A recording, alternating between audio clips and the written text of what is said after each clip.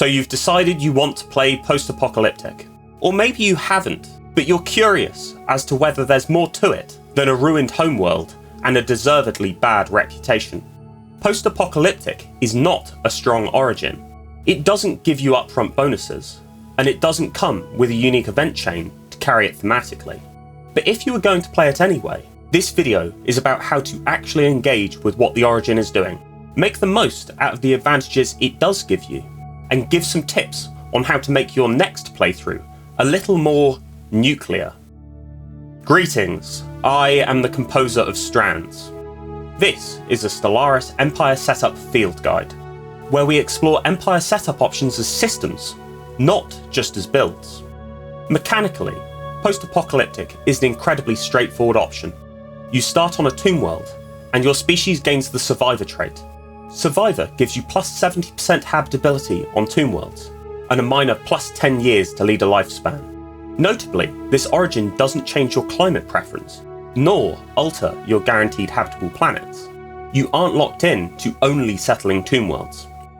Even though your homeworld is tomb world class, it has a few specifics.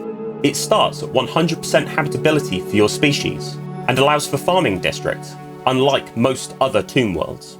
Beyond that, there are no other changes, no bonuses for being on tomb worlds, and no interactions with in-game events. Before we go further, it's worth being clear about assumptions. Yes, you can terraform tomb worlds away. Yes, you can eventually make your empire look fairly normal. This guide assumes you are not doing that, instead committing to utilising tomb worlds as much as possible. What that means in practice is that Post-Apocalyptic rewards going wide. The origin only becomes relevant when you actually find tomb worlds, and that happens far more often in larger empires. Aggressive expansion doesn't make the origin stronger. It does, however, make it present. With that mechanical baseline established, the first real decisions come from species choice and traits. Organic species are the baseline case for Post-Apocalyptic. If your species has access to radiotrophic, whether through plantoid, fungoid, lithoid, or infernal species classes, it becomes an obvious point of consideration.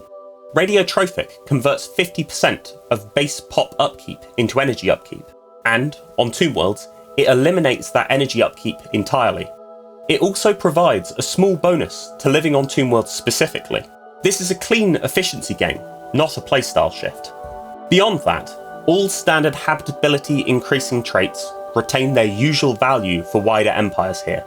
They don't interact with the origin directly, but they do help smooth out the penalties that settling wide impose. Lithoids approach Post-Apocalyptic from a different angle. Their naturally high habitability means that they reach 100% on tomb worlds immediately, and they experience far less friction when settling a wide range of planet types. Lithoids don't unlock a special payoff here. What they do is change how restrictive the origin feels.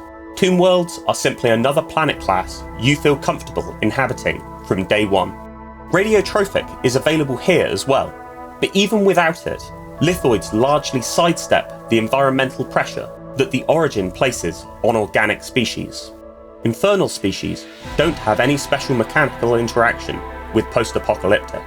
They don't gain additional benefits from tomb worlds, nor do their volcanic preferences meaningfully change the way the origin plays.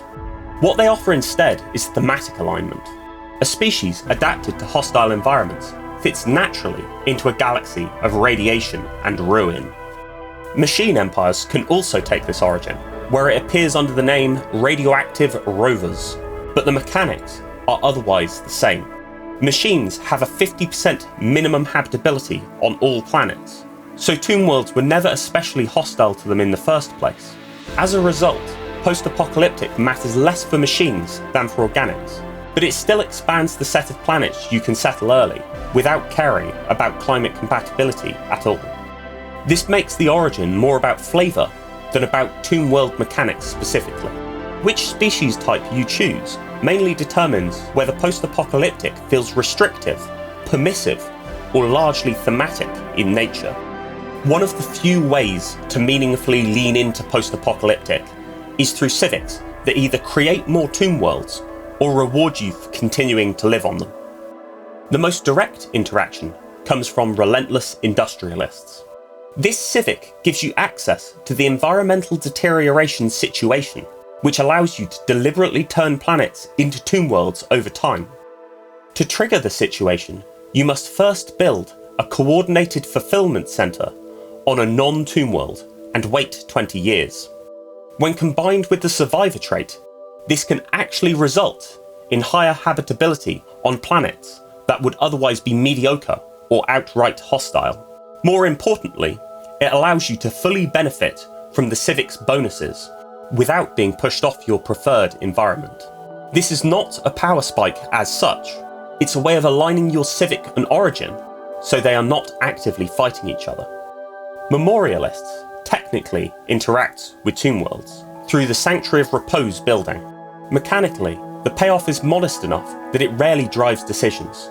Increased governing ethics attraction or reduced deviancy for Gestalt empires is rarely something that you want to build around. Memorialist works here primarily as a thematic choice. It fits the fantasy of a civilization shaped by ruin, even if the numbers don't meaningfully change how the Origin plays. The genocidal civics, Fanatic purifiers and determined exterminators, interact with Post-Apocalyptic in a more aggressive way. Access to the Armageddon bombardment stance allows you to turn enemy worlds into tomb worlds deliberately, effectively terraforming conquered space into environments your empire is already adapted to inhabit. This also has a subtle defensive implication. Empires invading you are rarely specialised to operate efficiently on the same harsh worlds you consider home. The main consideration for ethics is whether it supports a wide, sprawling early empire. The Origin itself doesn't push you towards any specific ethic, but some make it easier to lean into its natural playstyle. Xenophobe directly supports going wide by reducing the influence cost of starbases. That makes it easier to claim more systems early, which in turn increases the number of opportunities to actually find and settle tomb worlds. Militarist approaches the same problem from a different angle. Rather than surveying for tomb worlds, militarist empires can simply take them. Early wars and territorial conquest let you secure the ruined planets you care about without waiting for exploration to deliver them to you. Spiritualist has a small but noteworthy interaction here. Normally, spiritualist empires suffer a faction happiness penalty for colonising unhallowed worlds.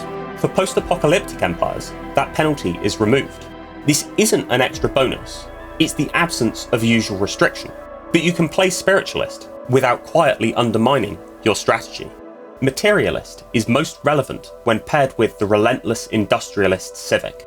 In that context, robots can be used to staff low habitability planets early, while the environmental deterioration situation slowly pushes those worlds towards full tomb status.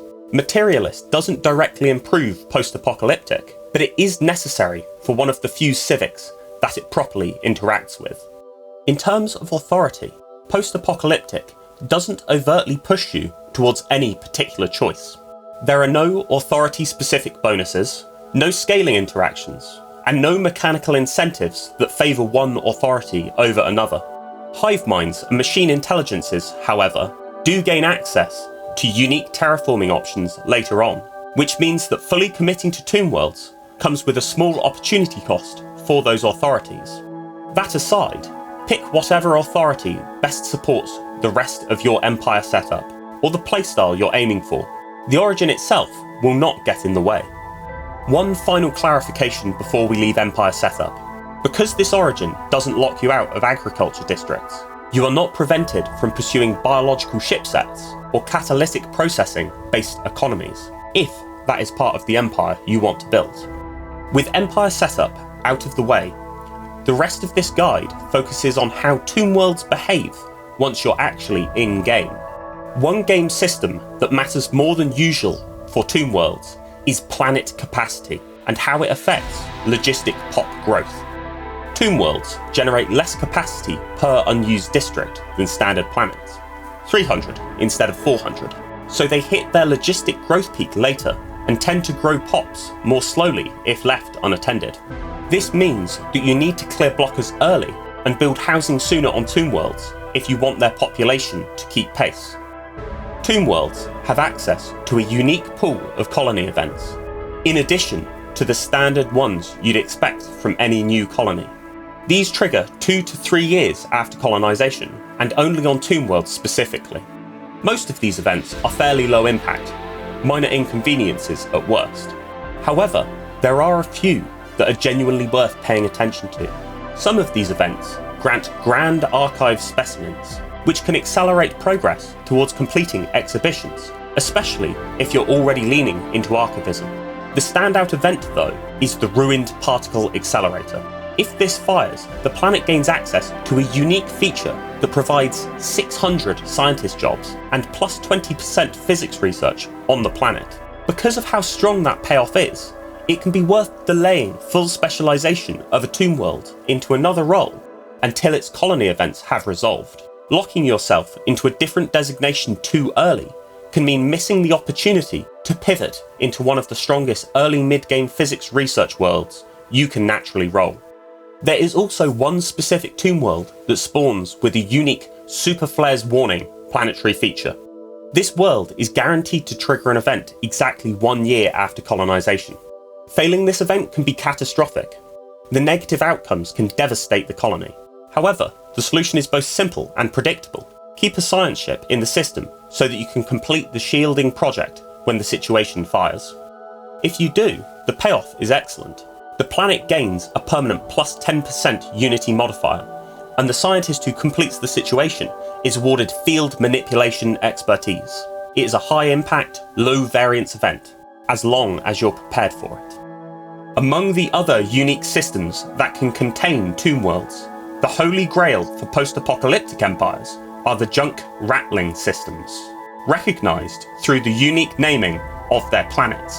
This spawns as 3 connected star systems containing a total of 6 tomb worlds, planets that are effectively worthless to most empires in the galaxy. For a species already adapted to radiation, however, this cluster represents the single largest natural power spike available to the origin. 6 immediately habitable worlds, with no need for terraforming or habitability mitigation, can fundamentally reshape your early to mid-game trajectory, economically, technologically, and strategically, in a way no other Origin-specific system can match. There are 3 more mechanics in Stellaris that allow an empire to deliberately turn habitable worlds into tomb worlds during play.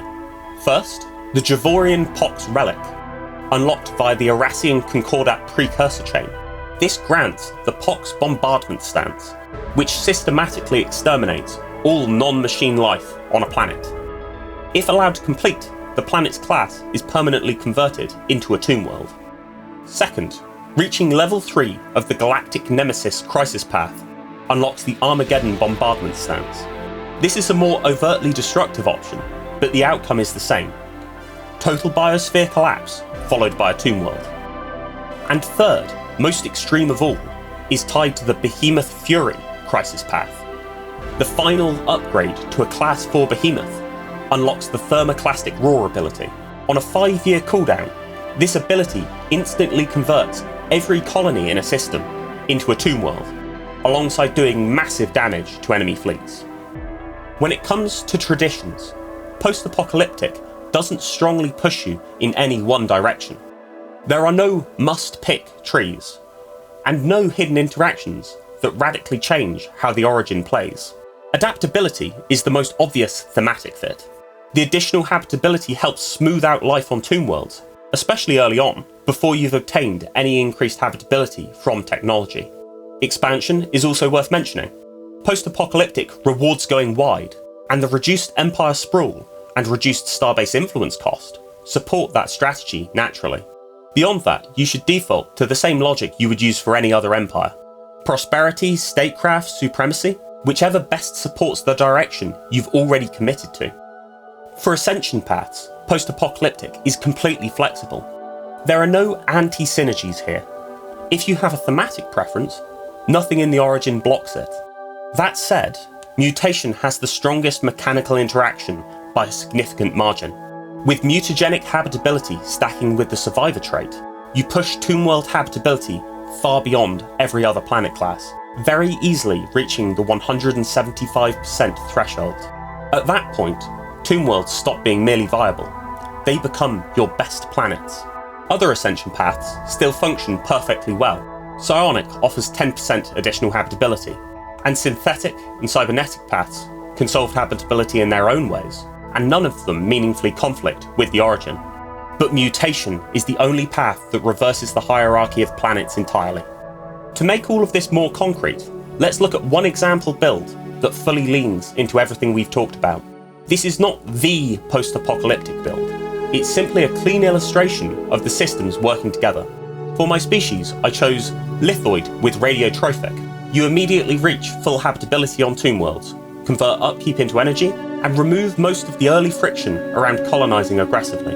The Civics I went with, Relentless Industrialists and Mutagenic Spars. Relentless Industrialists is the obvious choice to gain more tomb worlds, whilst Mutagenic Spars synergise extremely well with Mutation Ascension by stacking spar workers to absurd amounts of pop growth speed. For the ethics, I went Fanatic Xenophobe Materialist. Xenophobe reduces influence costs, making it easier to expand wide and claim tomb worlds early.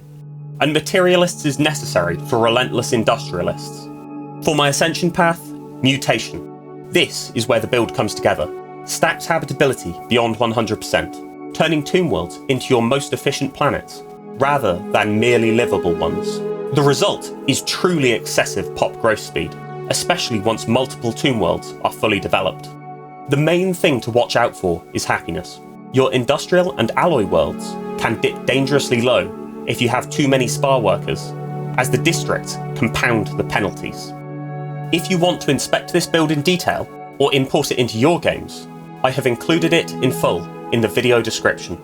Post-Apocalyptic is not a strong origin. It won't carry your early game, and it won't hand you a win condition.